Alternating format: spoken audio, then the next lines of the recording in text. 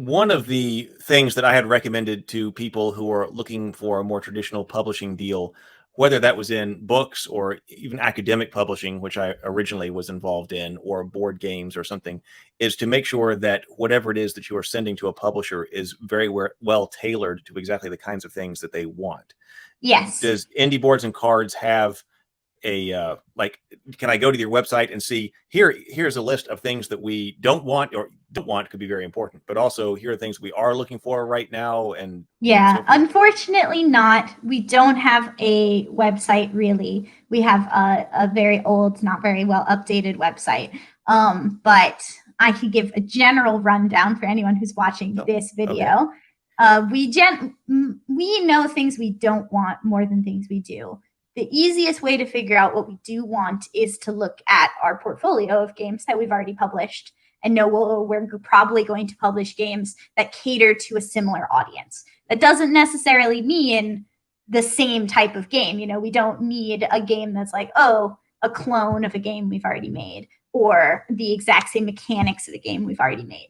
But if you think, you know, oh, what's the general complexity level of the mechanics? What's the player count? What's the time frame that it takes? Who's it marketed at? Is it, you know, how old are the people it's marketed at? How much of gamers are the people it's marketed at? We're going to market whatever new games we come out with at the same groups that we've marketed our previous games, so they'll, you know, create that audience retention. So if you think your game has a very similar audience appeal to a company's existing game, it's probably a good one to pitch to them.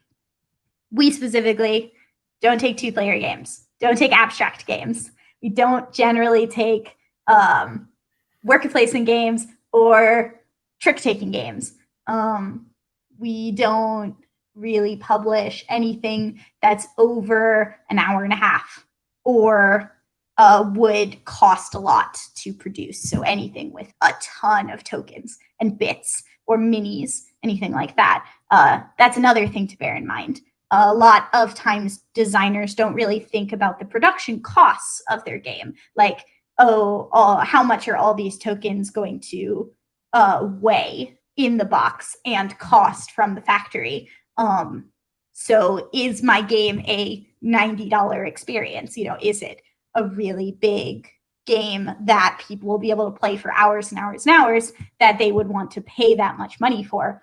If there's like, oh, it's a light party game, but it requires this really complex 3D printed contraption, then you're thinking, is that going to cost, you know, $4 per unit to produce? Now my super light and fun party game is a $60 box. Who wants to buy a $60 party game? You know, so these are the kind of considerations to make. And also, does that company come out with games that are a $95 MSRP very often? Do they have the audience that wants to buy $95 super heavy games? Is it, again, like Simon, you know, their Kickstarter, they'll get people to back things that are $200 because they're loaded down with fancy components. We don't have that audience. Our audience is looking for slightly cheaper things. So there's definitely a lot of different elements. I wish that I could say what exactly we were looking for. That's always trickier than what we're not looking for. We generally say we really just want something unique, which could take a lot of different forms.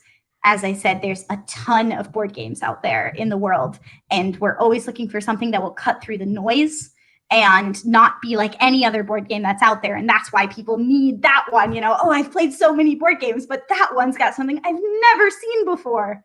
That's what will really make you stand out from the crowd. If you can tell us in your sell sheet, in your email, this is why no one's ever seen a board game like this before, we will be like, oh, we got to be the first ones to jump on it.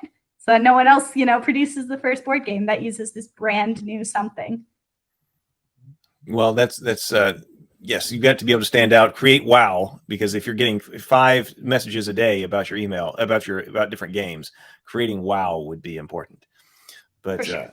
Yeah, it seemed like the direction everybody wants to go is to create something really neat, whether that's writing a book or a board game. And then, okay, and I've created this, whatever it is. Now I want to go publish it. Now I got to go find a publisher. But it can actually be the opposite way, that like, find who you want to publish something, like, or I really want to work with this, and then hone in on exactly what they want and what they do and the kinds of things they publish, and send that, create that, and then send that to them.